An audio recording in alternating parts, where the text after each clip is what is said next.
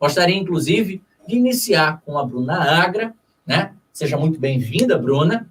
Gostaria que você deixasse aqui uma mensagem inicial para o nosso público e se apresentasse. Boa noite a todos.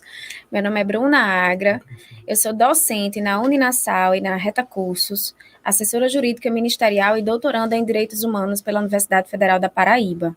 Tenho formação em mestrado nessa área de urbanização, estruturas urbanas, modais rodoviários e Smart City, que possuem grande afinidade com a discussão que está sendo posta hoje. Convido a todos, portanto, a participarem desse momento de amplo conhecimento para que a gente possa ampliar os nossos horizontes e discutirmos sobre um problema estrutural do qual nós fazemos parte, nos afeta diretamente e existe todo um sentimento de pertinência temática para que a gente possa construir um pensamento produtivo nessa área. Muito obrigado, Bruna. Seja muito bem-vinda. É um grande prazer ter você mais uma vez em nosso podcast. E agora, apresentar o querido Jair Damasceno, nosso boa noite. Presente para o nosso público. Boa noite, pessoal. Tudo bem? Me chamo Jair Damasceno, sou advogado, atuo na área de direito público já há mais ou menos 10 anos, certo? Primeiro aqui também agradeço o convite do professor Mário Vitor, né? E também está dividindo aqui a mesa com a doutora Bruna Agra, professora e advogada, certo?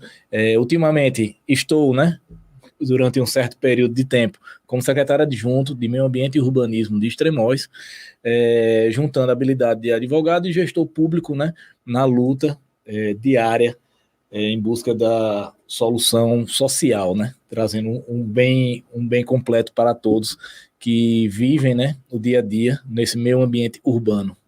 Seja muito bem-vindo, Jair. É um grande prazer para nós, do Redação 360, contar com a sua presença, a presença da professora Bruna Agra e, claro, do nosso público espectador.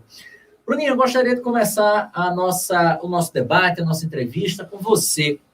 Hoje, né, você desenvolve um trabalho de pesquisa na academia acerca da urbanidade e do direito, né? A questão dos direitos dos cidadãos como um todo, principalmente dos cidadãos no meio urbano.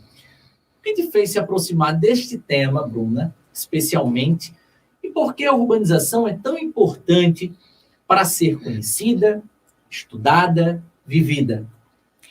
Bom, Mário, veja, eu acho que primeiro a minha formação jurídica ela é uma formação muito ampla. Dentro do direito, você tem a possibilidade de navegar por diversos assuntos, uns mais teóricos e outros mais práticos. Mas, dentro do meu mestrado, eu optei por trabalhar algo prático que estava no nosso cotidiano e que precisava de um olhar mais sensível, mais apurado, para que a gente pudesse compreender aquela dinâmica. Muitas vezes se compara o nosso país a outros em situação análoga ou em algumas outras ocasiões nem tão semelhantes assim, a gente se questiona por que nós não somos, por exemplo, como países europeus, por que nós não somos como os americanos. Mas é muito fácil a gente estabelecer comparações de maneira coloquial, quando na verdade a gente não se coloca enquanto protagonista das discussões. Então, por que não conhecer a nossa estrutura urbana, como ela foi estruturada, por que houve um atraso no processo de urbanização, por que ele foi desordenado, quais os fatores que levaram a todo esse contexto. A partir dessa reflexão, e aí algo muito pessoal, eu comecei a aliar essa discussão mais histórica a algo que acontecia na atualidade.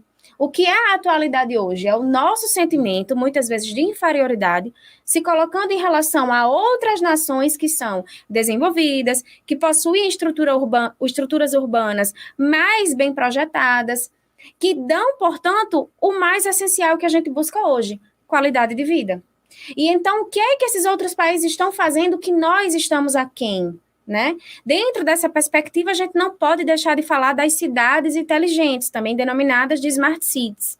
Né? Existe um pensamento estrutural brasileiro, e aí também por parte de alguns empreendedores na área, que querem tornar as nossas cidades como projetos pilotos dessa proposta de cidades inteligentes, onde você tem uma estrutura de tecnologia, onde você tem um emprego de ponta, você tem a governança de dados, você tem toda uma gestão pública voltada para essa área. E é um pequeno passo de cada vez que a gente vai estruturando, a gente vai analisando. Então, eu acho que, postas essas considerações, eu consigo dizer para você que o meu interesse vem principalmente dentro de um sentimento de pertencimento da coletividade. Bruna, eu gostaria de interromper a sua fala para trazer essencialmente aquilo que o nosso estudante está aqui para fazer, né? Aquelas suas devidas anotações. E aí me surgiu uma dúvida. Você falou Smart Cities. Explica para o pessoal o que é uma Smart City, como é que nós, e principalmente como é que eles, poderão utilizar a Smart City como um argumento na redação. Então, pessoal, a Smart City é uma cidade inteligente, é uma cidade que ela foi pensada, é uma cidade que ela tem uma estrutura urbana acessível. Se nós temos uma população, por exemplo, de 10 mil habitantes dentro de Natal, hipoteticamente falando, eu preciso pensar em uma cidade que dê a todas essas 10 mil pessoas saúde, educação, moradia, lazer, que elas possam se locomover dentro de um tempo determinado. Então, a cidade inteligente, ela possui essa denominação porque ela é aquilo que a gente busca, ela é aquilo que a gente almeja. E como é que a gente pode inseri-la dentro de um contexto de redação? Veja, é muito comum a gente escrever, olha, nós queremos uma cidade onde a mobilidade urbana ela seja flexível, ela aconteça de maneira veloz, ela seja inclusiva, transportes públicos que sejam adaptados e com mais qualidade. Ok, mas esse é o argumento comum. Esse é o argumento que todos os candidatos que fazem processos seletivos com redação, eles vão dizer. E o destaque está em você dizer, olha, em que pese reconhecer que existem as dificuldades naturais do nosso sistema saturado de urbanização, a gente pode chegar além, como, por exemplo, o desenvolvimento de Smart City. Nós podemos ter gestores públicos que pensam além, que vão importar, que vão trazer essa ideia de outras localidades para a nossa melhoria, para a nossa população.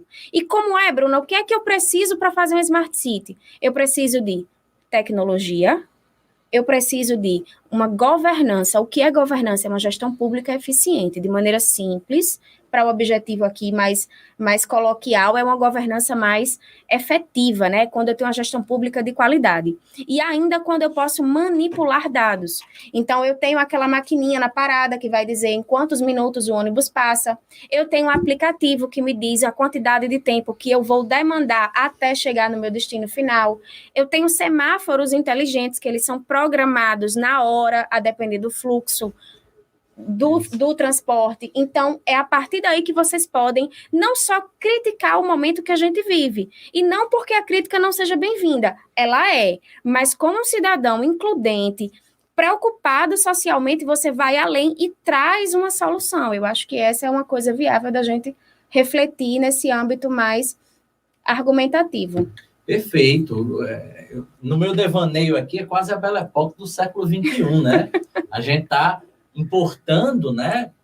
Naquela época, século XIX, século XX, aqui no Brasil, a gente importava poste, né? A gente importava asfalto, a gente importava tecnologias que hoje são coisas que estão desde o nosso nascimento. Parece que o mundo surgiu já com aquilo. Sim. Né? Então, eu fico me imaginando como essa geração que está surgindo em meio a essas smart cities, o quanto que seria difícil fazer esse exercício de voltar para o passado, né? Poxa, como é que seria viver em uma sociedade sem acesso à internet?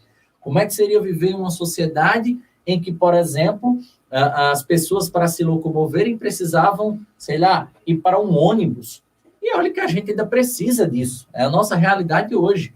Mas quem sabe no futuro breve nem tanto, né? As pessoas precisariam, por exemplo, abastecer seus veículos, né, num posto de combustível com, sei lá, diversos tipos de gases poluentes. Olha que absurdo, né? Então, vai ser um exercício muito interessante. Então, a gente está vivendo essa transição, né, de forma muito, muito legal. A professora Bruna trouxe para vocês, isso servirá como excelente referência para a argumentação do seu texto. Olá, sou Bruna Agra. Falei um pouco sobre a questão do urbanismo e a vida urbana. Estou aqui para convidar vocês que assistiram a esse corte a assistir todo o conteúdo que nós trabalhamos junto com o Dr. Jair e o professor Mário Vitor. Se inscreve no canal e não esqueça, todas as quintas-feiras estaremos pontualmente às 19 horas assistindo aos debates que o Redação 360 e Na Reta no Enem vão promover para a gente com muitos temas interdisciplinares para a nossa construção intelectual.